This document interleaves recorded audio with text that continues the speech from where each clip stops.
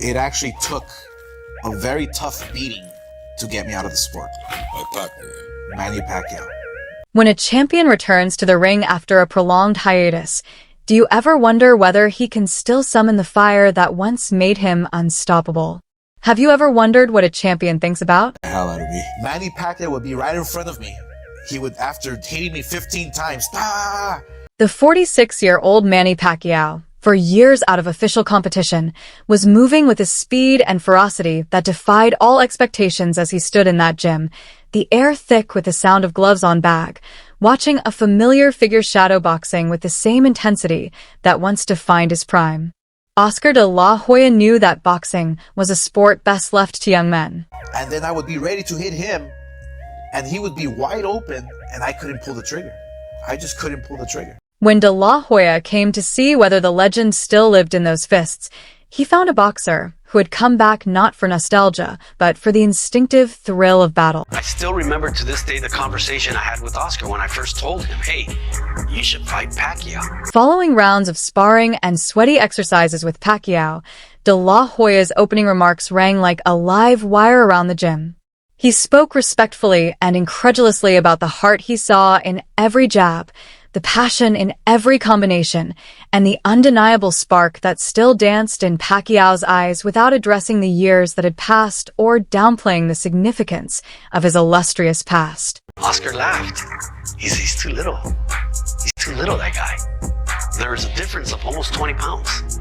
According to de la Hoya, Pacquiao, who previously made boxing history by taking home belts in 8 weight classes, trained with the intensity of a teenager and the accuracy of a surgeon.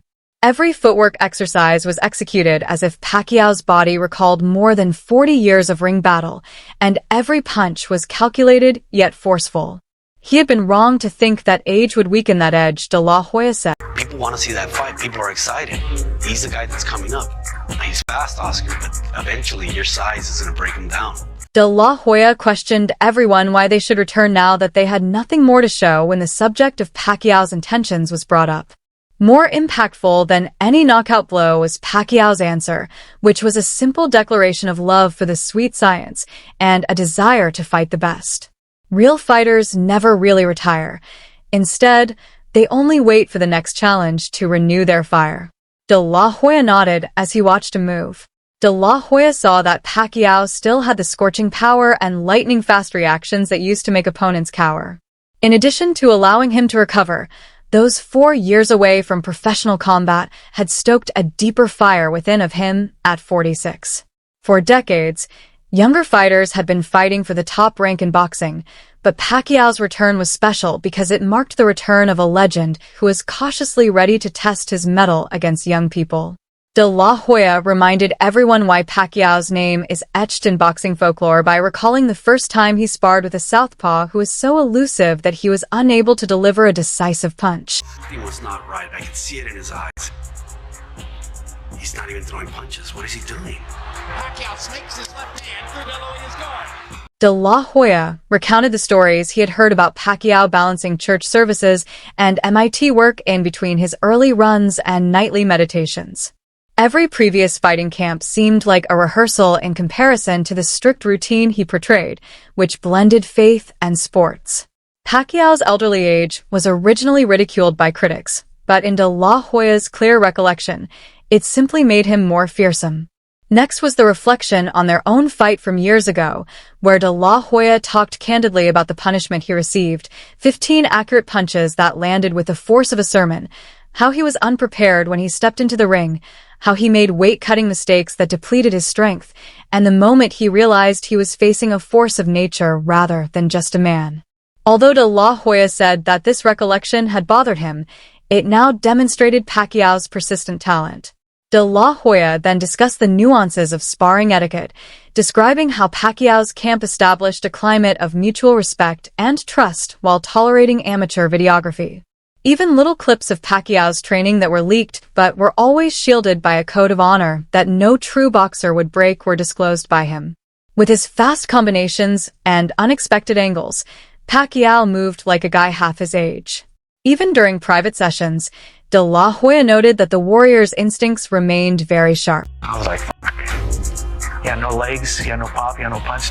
He recounted how Pacquiao's disrespect for safety nets was evident during close-quarters training. According to De La Hoya, there were no soft landings or easy escape paths. The tale of Pacquiao's rise from teenage sensation to world-renowned fighter, from political office to prize boxing, was told while De La Hoya talked. As if every left hook and every pivot were crucial to his legacy, Pacquiao tackled every exercise as though it were fight night. The fire in Pacquiao's eyes persuaded De La Hoya that the upcoming bout with Mario Barrios was not a fleeting affair, but rather a sincere effort to defy time itself in those last seconds, even if his record spoke for itself. Despite his youth and hunger, Barrios would be put to the test in a way he had never experienced before, De La Hoya cautioned. Reminding Pacquiao that every winner embodies the hopes of both future boxers and the nation's dreaming spectators, De La Hoya begged him to remember the thrill that first attracted him to the sport. Oscar De La Hoya laughed as he looked at Mario Borri's shadow box opposite from Pacquiao and said, "Simply put, legends never die. They just rise and fall, and then rise again." Pacquiao is making De La Hoya look old, slow, ineffectual. De La Hoya has zero answers. With rippling muscles and staring eyes, a warrior in his prime was attempting to shake the ghost of a legend. This was the oldest boxing method, according to De La Hoya, who saw that Barrios had all the tools but had no understanding how to break a warrior's rhythm. Pacquiao danced around him with light arms and low feet, as Barrios matched combinations with speed. The instructor's shout for speed caused the room to erupt, and Barrios struck back with a flurry of blows. The young De La Hoya saw the smile on Pacquiao's face after every missed blow, the smile of a man who knew he still had the keys to the kingdom, and he cautioned that this smile alone could destroy Barrios' confidence before the bell. In addition to blocking, Pacquiao teased the young fighter by bobbling and weaving. According to De La Hoya, fight night will emphasize cerebral tactics above physical prowess. In his early years, a jab felt like a landing rocket, according to De La Hoya. Did Barrios understand that a veteran's jab carried years of suffering and purpose? He wondered. He warned the audience that correctness lasted eternally, but strength may wane. He said that every experienced boxer was aware that a single, well-placed jab could crush a young man's dreams, and that it was that jab that signaled Pacquiao's comeback. I'd love to fight Pacquiao again because he kicked my ass. But yeah, there were many fighters out there who I would have loved to fight 2 or 3 times. The room was quiet as Pacquiao switched to defense exercises. He retaliated with a flick that shattered a punching bag backward after absorbing combinations. It had the elegance of classical dance, but the intent of cold steel, La Hoya said of Pacquiao's defense. Real defense was forged in countless rounds under pain and sweat, he said, mocking contemporary trainers who were fixated with expensive equipment. He said that Pacquiao's reflexes were still more acute than any algorithm and that no computer could ever fully match the instincts developed through actual combat. You know what? So you had enough of Pacquiao, is what you're saying. Oh, trust me. Right when I walked into the ring, I had enough of Pacquiao. De La Hoya adjusted his tone to take into account the broader viewpoint. Do any of us truly understand what 40 years of boxing did to a man's body and mind? He questioned rhetorically. He avoided romanticizing it, emphasizing the wounds, pains, and uncertain nights that even legendary fighters experience when they are drawn to rest. But in this case, Pacquiao is putting the ring above comfort. That decision by itself, according to De La Hoya, was the most vicious blow of all. Pacquiao was battling not just Barrios, but also time itself. You thought that when you got in the ring? Oh, well, Rich, this documentary, my gosh, it's sad too at the end because it shows the whole Pacquiao situation. He related a humorous instance when Pacquiao halted the workout to correct Barrios' footwork in the midst of a stride. Barrios' eyes widened as Pacquiao pointed out a little problem. La Hoya emphasized that teaching requires skill and that only masters can teach so directly, saying, "The scene was like watching your old teacher school the new recruit with no mercy." If Barrios felt embarrassed, he quipped that he hadn't yet learned the worst lesson in the ring. The gym staff cleared the area when Pacquiao began speed drills, De La Hoya revealed. Every punch reverberated like a prayer, he said, and the place turned into a quiet church. He made a joke about how the whole sport would be saints and gloves if players put half as much effort into their skills as Pacquiao did. He stressed that Pacquiao carried his commitment like armor, and that it was rare. He said that no highlight reel could portray the story as well as this solemn event. The story's emphasis shifted to recovery. De La Hoya joked that Barrios probably thought discomfort was a fiction, explaining that every seasoned boxer woke up to joint aches and torn muscles. He also discussed Pacquiao's recuperation regimen, which included massages, cold baths, and resting under strict rules, and contrasted it with modern athletes' indulgence in ease and complacency. He insisted that the hidden element underlying every comeback was recuperation discipline. I was getting beat up in training camp when preparing for Pacquiao. So I knew that was the end already for me. Before training, he portrayed Pacquiao kneeling in prayer, and he made it clear that faith had always been his fulcrum. Viewing it as strategic calm, he refused to label it emotional and warned that it was as foolish as dismissing a fighter's footwork to undervalue his inner serenity. He said that every punch matters because tranquility enabled Pacquiao to see clearly in the midst of pandemonium. The veteran handled the weight with ease, his muscles coiling and releasing like a cat hunting prey, according to De La Hoya, who remembered the time Pacquiao lifted a weight bigger than any Barrios bench pressed. He said that the real source of power was harmony between the body and the mind, mocking the idea that strength generally peaked when they learnt to move in tandem.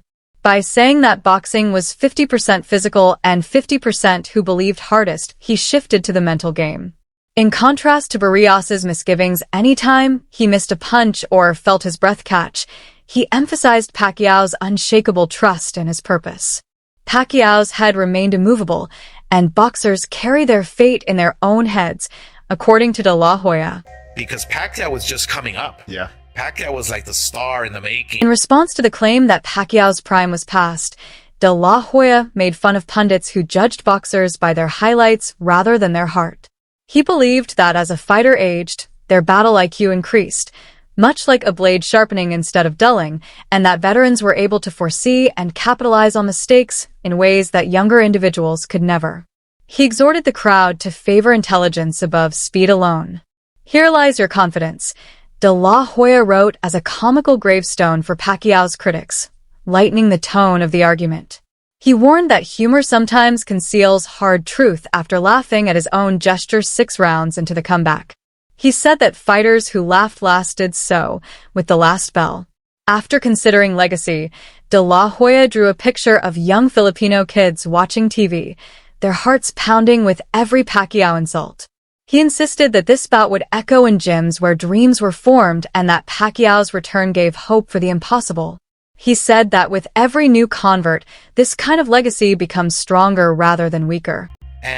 But what really screwed up my whole training for that fight was I started drinking heavy. Legends draw attention outside of the ring, he said, moving on to the business side. Since the comeback tale was more popular with pay-per-view statistics, he quipped that Pacquiao would win in the headlines even if Barrios would win on paper. He wondered whether any debut in the modern period could equal the drama of a veteran's return.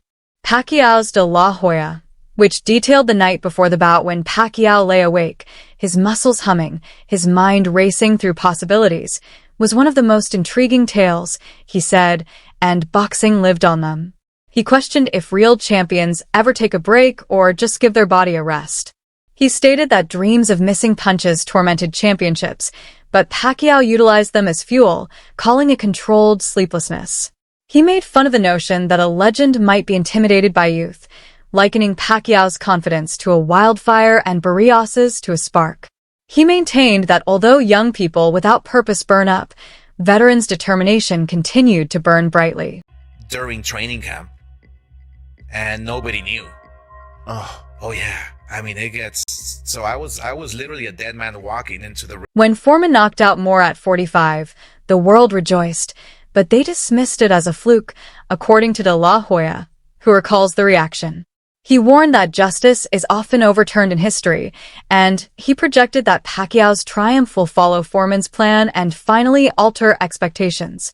With a challenge bet on the boxing icon who never left his throne, De La Hoya closed by reminding supporters that the sport's heart beats best when the old guard confronts the young. He asked fans to make a decision between shown greatness and fleeting promise, stating that July 19th would not be simply another fight night, but rather a vote on principles. Always was like here, and my mouthpiece, which I had to make special. Every question was like a sharp punch during the thrilling press conference.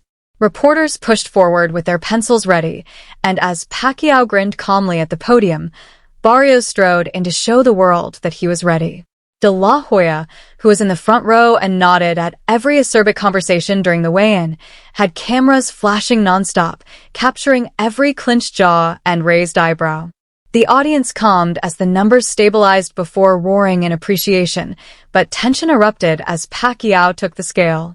As Barrios tipped the scales, his opposing boxers kept their eyes fixed on one another. Only to control the building's energy did security step in. Memes and hot takes that fans discussed during live streaming got widespread on social media. Within minutes, heart hashtags went global, bringing the battle to everyone on the world.